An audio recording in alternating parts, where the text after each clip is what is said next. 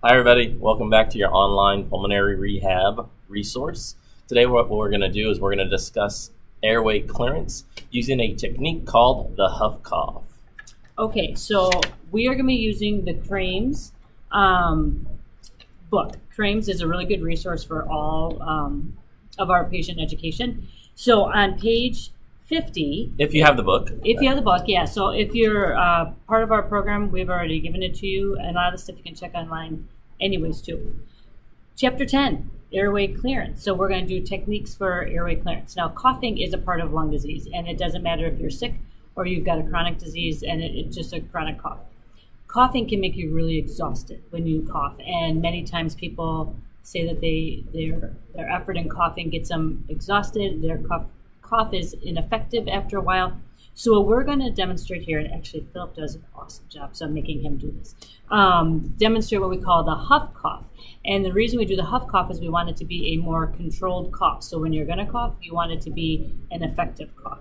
And the goal with this is always trying to get any type of deep down secretions in the lower airways, in the mid airways, up and out so we can get rid of them. Okay. You ready? I'm ready. Okay, so what we're going to do is we are going to sit up nice and tall in our chair, okay?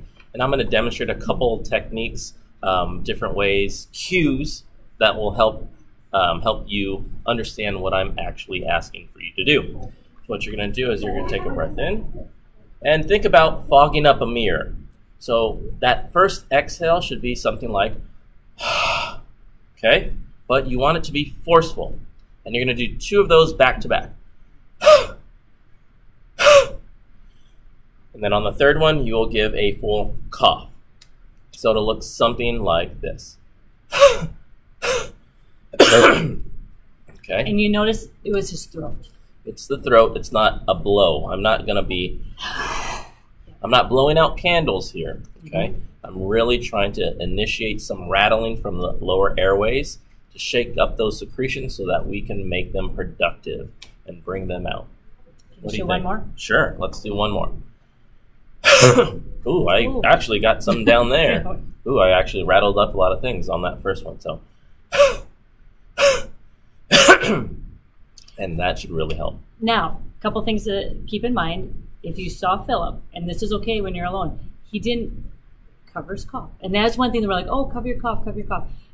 You can't do that sometimes when you have cough because you're trying to focus. So please keep in mind, don't maybe do this in public and cough on people. But if you're alone in your home and you're coughing, it's okay that you don't cover your cough.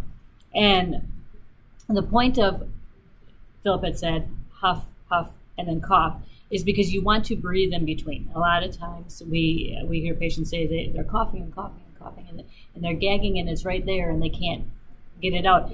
And that's when you get short of breath. So you have to breathe in between. So it's very important to huff, huff, and then cough it out and breathe. And in the video that we talk about pursed lip breathing, that'll tie in with that. But you want to be able to get air in your lungs. You want to make sure that you don't cough out all your air and you're exhausted.